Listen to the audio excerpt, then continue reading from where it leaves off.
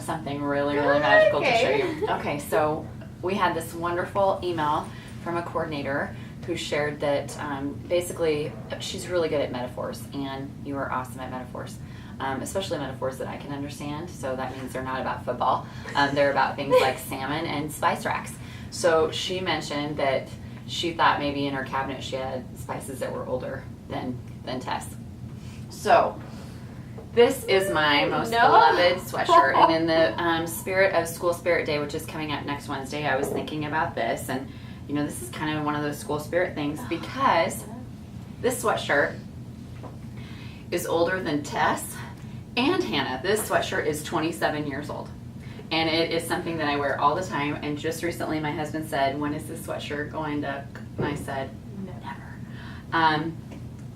Yes. It's on the back. I did not go by Allie back then, but there was one guy in band. His name was Mike, and he was really cool. He played the electric guitar, and he was the only one who called me Allie, but I didn't go by this. However, we had to pay for our own lettering. So, as a high school student, I was like, I'm not going to pay for SON. Just leave it as Allie. This is one of my favorite sweatshirts. I just sent a text the other night to the girls saying, with a selfie of me, saying, Mike asked when this was going away, and I said never. Never. But this sweatshirt is older than you. Well, it's an old sweatshirt. It is. School spirit. I love it. It's beloved. And look, it's in pretty good shape. So I think everybody has something from something old. I have things that are older than you.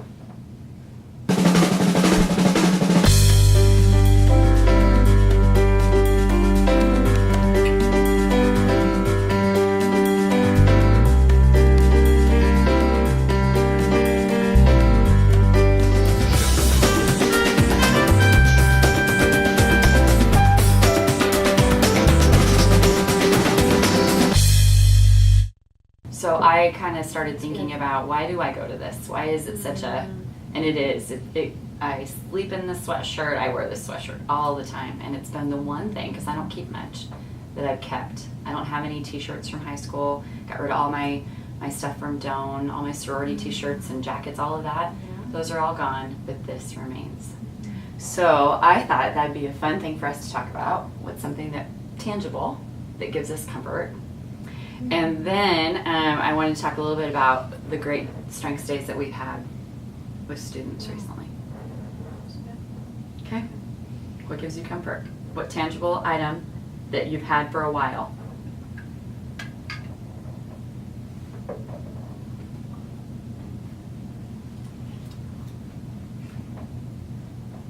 I don't know if it's one item necessarily. I was trying to think, because I don't have like a sweatshirt or, you know, I mean, I have some stuff that I like that I keep, and actually my favorite go-to sweatshirt is my sister's from Doan, so it's like not even mine. But I think what gives me comfort, one of the things that I keep are my books. And like I will go back to books that I bought from the book fair in elementary school, you know, that I still have.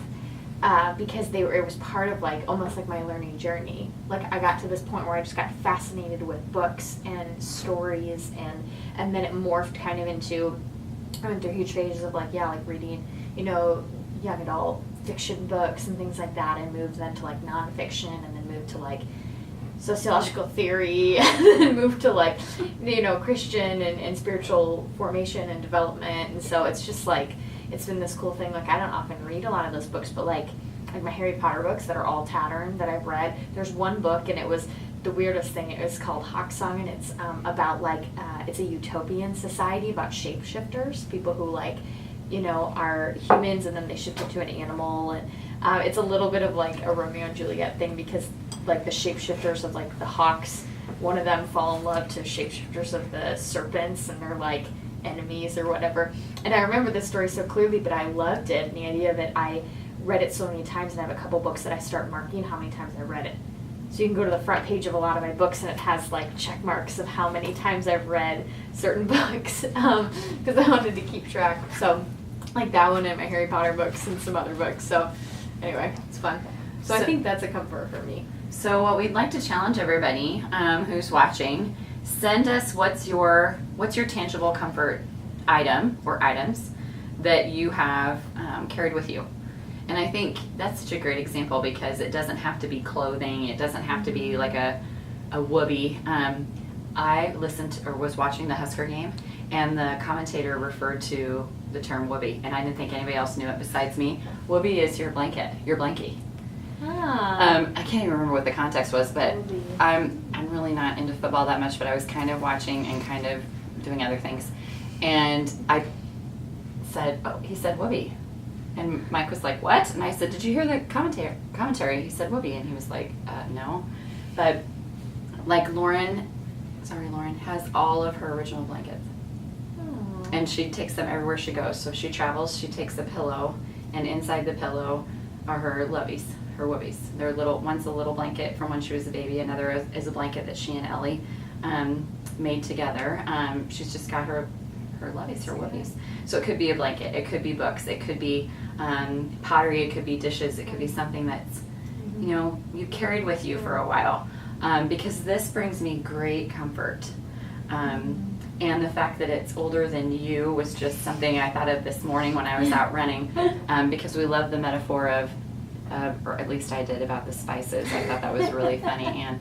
And speaking of Anne, and as a coordinator in Blair, I had a really phenomenal opportunity to be with middle schoolers at the Blair Middle School talking about strengths. And I think a big takeaway for Tess and I in this strengths journey is how much we learn from students and how gifted they are in describing their strengths in such meaningful ways. And so I spent a full day with the middle schoolers and learned a lot from them about their strengths discovery and the way that they see those strengths on themselves and on each other. And I thought maybe you could talk about the activity that you designed for the students at Holdridge, but also maybe we could also talk about the activity that you designed for our staff.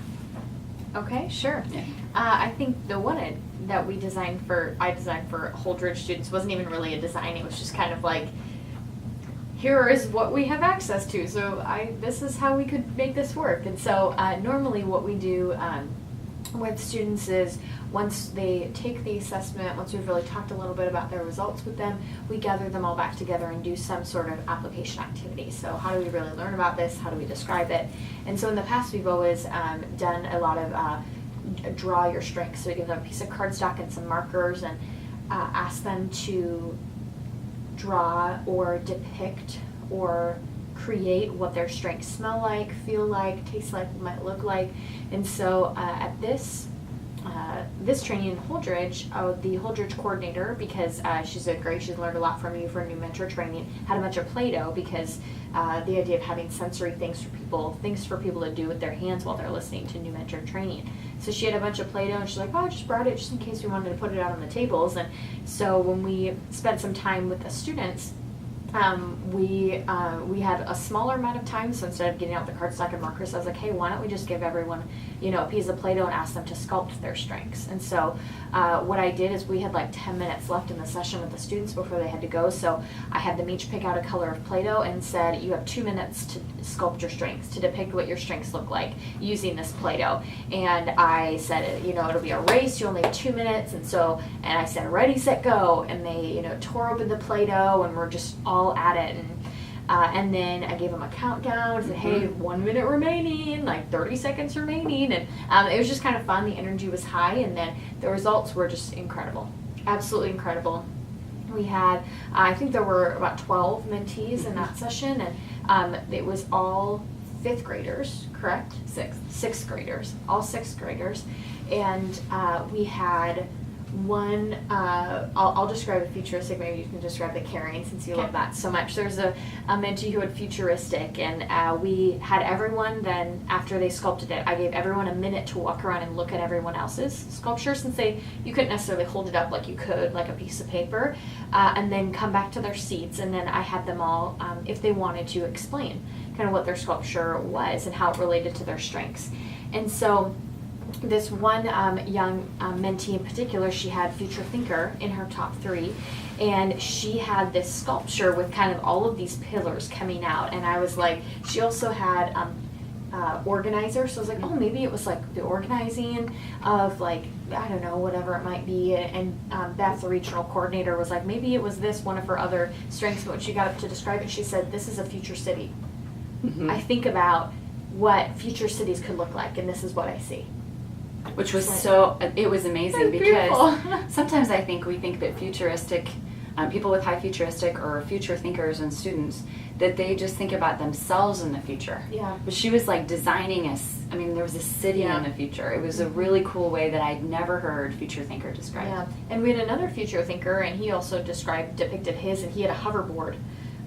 Is what he kind of crafted with the Play-Doh. And again, it wasn't necessarily about his future, but what the future might look like in Right. general. Right. And what society it might look like and what technology we might have. So both of those kind of examples of future thinker were pretty unique. They were new, I think, for us Yeah. to witness. So again, an opportunity for us to learn Yeah. what that strength looks like and feels like for them.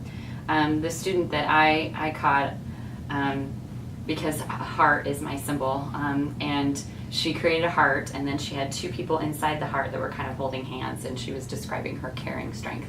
And I'll send the photos to Hannah so that she can do her magic to like bring the photos in and out. But my facial reaction, a lot of people in my family give me a hard time about the way that my face responds to things, and I'm like, come on, really? And then Tess snapped this picture that is just me, like, I was so in it. It's really hard for me to describe how meaningful that time is with kids. Yeah. I mean, it just, they get this and they know this, and I think, okay, if what we're doing makes a difference, and I can see this in 3 minutes with this sixth grader, I mean, that's a great responsibility that we have and as an organization, and it's a great privilege. Yeah. Just to be there. It's strength spotting. And they were so engaged. So I'll send the pictures to Hannah so she can show you guys, but it was so quick. Limited time, We had 10 minutes. limited supplies, and I want to strength spot Tess. Her adaptability was like, because I looked at her and I said, well, what do you think? And she was looking at the clock, and then she just did this. And the part where they got up and they went and walked around and looked at everyone's was so affirming to each and every person's time to be heard. So even if they chose not to share, because we gave them the option, and one student didn't, everybody got to see those sculptures. It was really, really, it was like straight out of the education department textbook. That's how you teach. You say, you get them engaged, you get them involved, but it just gave them the opportunity to feel heard. It was really, really good. So easy, something you could easily replicate if you bring your mentees together to do a refresher training at the beginning of the year or the middle of the year, or Mentor-mentee event. Yeah. I was even thinking about if they do an activity, a group activity where they have to travel somewhere, like if they were traveling to the spring game or something like that, it'd be really easy to take a thing and Play-Doh along and have them do that. So just a simple strengths activity. And then I want Tess to describe the staff activity that she put together, because I think A, it was brilliant, and B, we were able to strength spot in such a cool way. It was fun. Yeah. So for this last staff day, we try and do a strengths activity for every staff day that we do, and oftentimes it's revolved around something that we have from Gallup, either questions or really just thought-provoking things. And so Allie said, I want you to do it, and kind of took her hands off. And so I was like, I want to do something that's a little more active, a little more involved with something, and then you can strength spot. We talked a lot about strength spotting and that terminology that we have so just hammered in to our organization over the last year especially.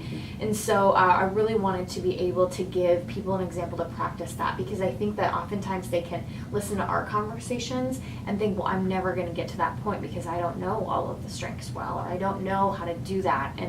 And man, is it so easy to see. And so I just wanted to create a structure and an environment in which we can do that. And so what I did was I crafted, with Allie's help, an obstacle course for the staff members to go through. And so and we kind of whipped this up over the lunch break, and they had to duck under a noodle, and then a swim noodle, and then walk around some cones. then roll back and forth a piece of tarp, step over a few things, walk around a table, and then duck under another noodle, all while being blindfolded, all while holding a spoon and balancing an egg on it, while 2 team members were walking them through it. So it couldn't touch them, but had to verbally command them to step or to do what they needed to do. And so it was teams of 3, and we had 1 team of 2, and then the one person was blindfolded and the other 2 people, that person had to depend on the other 2 people to navigate them through this course while being blindfolded and while having to remain in a certain balance. And so we asked the executive director, Sarah, she picked the teams. We didn't pick any teams based on strengths or anything. She put together some teams, and then it was really interesting because the setup was in this conference room at UNO, and there were glass walls as well on 2 sides of it, which we didn't plan and didn't know what the environment would look like. And so everyone that wasn't going through the obstacle course, so they went kind of 1 or 2 groups at a time, was watching and strength spotting through the glass. So they couldn't hear anything that was going on, but they got to see strengths in action. So I had them strength spot there, and then at the end, each person got a slip of paper for each team member, so for the other 2 people on their team, and they had to list at least 3 strengths that they saw in that team member through the activity. And it was just so much good reflection, so many strengths in action through all of it, from the very beginning through deciding who was going to be the one blindfolded to there were a couple people that were like trying to memorize the course as they were looking, like before they were blindfolded. There were people, later groups were trying to figure out the strategy of the people that were going through it, and they were saying, well, this didn't work, or I saw this group try to do this and it turned out pretty well, let's try that as well. How the group helped kind of proctor the person that was blindfolded. So many great examples. Like right away, we can give a few examples of strength spotting, but Sarah leads number 1 with strategic, and right away the person that was blindfolded in her group, she had, and it was Hannah, right behind our camera. So right away, before Hannah even took a step, she was blindfolded, Sarah said, move your fingers all the way up. You can't touch the egg, but move it to the top of the neck of the spoon so there's more balance. It was like strategic right away. Sue, one of our regional coordinators, and she was in the one group of 2, was leading Jen Benson, our development director, through this course, who was blindfolded, and Sue would get down at her level and be, wasn't beside her, but heart to heart with her, and she has high empathy. She was right there with Jen as she was walking through. It was just so cool to see. It was. And what I thought was so, the strategy that went in ahead of time, the support for the team for one another, the support for the other teams, the joy, the laughter, the engagement, but the trust. Like you as the blindfoldee, you're trusting and you were in it, but also it was a total let go of, okay, I'm gonna let you guide me. And then most of the teams except for the one had 2 people, and just seeing the strengths work together for let's work together to help this blindfolded team member. It was really just a joy. It was a great activity, one that was very, very different from what we typically do. Didn't take a whole lot for setup, didn't take a whole lot for time, and didn't take a whole lot when it came to, I mean, really, we did it with some pretty minimal. We looked around here for our supplies. Grabbed everything I could find. You had SARS from home. I mean, we didn't spend dollars on it. Both of these activities are things that would be easy to do. Now, would we want you to blindfold mentees and mentors? Probably not, because of liability. And I was right there with just watching so that there weren't any accidents.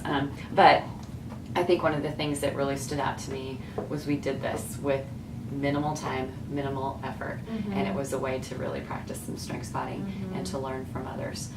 The dialogue that we had after, we could see a lot of strength spotting. And we're still having dialogue after. The people still responding, people still talking about it, which is so cool. I was like, this is either going to be a horrid disaster or it's going to turn out really well.